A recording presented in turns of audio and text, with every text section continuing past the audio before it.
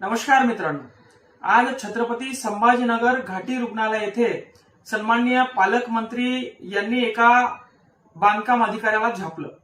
कारण असं होतं की 14 कोटी रुपयाची घाटीची दुरुस्तीची प्रमा 3 वर्षापूर्वी दिली होती, मात्र अजून देखील दुरुस्ती झाली नाही। खऱ्या अर्थानं 14 कोटीमध्ये घाटीची नवीन इमारत बाहेर उभी राहिली आहे, मात्र 14 कोटीच्या प्रमा घेऊन 3 वर्ष झाले पैसे खाऊन घेतले, पण घाटीची दुरुस्ती केली नाही। हे बांधकाम अधिकारी तेच आहे ज्यांनी आम्ही अटक असताना सीपी साहेबांना फोन करून सांगितला की यांच्यावर अजून काही गुन्हे दाखल करण्यात येते का बघा आणि यांना 14 दिवसाची न्यायालयीन कोठडी कशी येईल हे बघा। हे बांधकाम अधिकारी तेच आहे ज्यांच्या पत्नी विद्यमान आमदार आहे। हे बांधकाम अधिकारी तेच आहे ज्यांनी आपल्या शेतीतून समृद्धी महामार्ग जाणार आहे म्हणून 1500 कोटीची जमीन घेऊन ठेवली आहे आणि त्याचे 15,000 कोटी करण्याचा यांचा मनसूब आहे।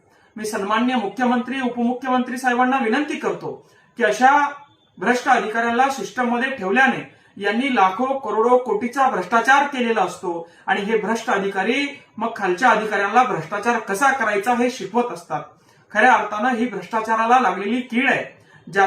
जे अधिकारी राजकारणामध्ये आहेत, जो अधिकारी सिस्टीममध्ये आहे त्याच्या घरचे राजकारणामध्ये आहे आणि राजकारणाचा एक चाक आणि सिस्टीमचा एक चाक म्हणून दोघं मिळून हे भ्रष्टाचार करतात, अशी कुठतरी यांची सांगड असते। आणि म्हणून सन्माननीय मुख्यमंत्री देवेंद्र फडणवीस साहेब यांना माझी विनंती आहे की ही भ्रष्टाचाराला लागलेली कीड आमच्या जिल्ह्यातून तुम्ही काढावी आणि खऱ्या अर्थानं यांच्या पूर्ण संपत्तीची चौकशी आपण करावी।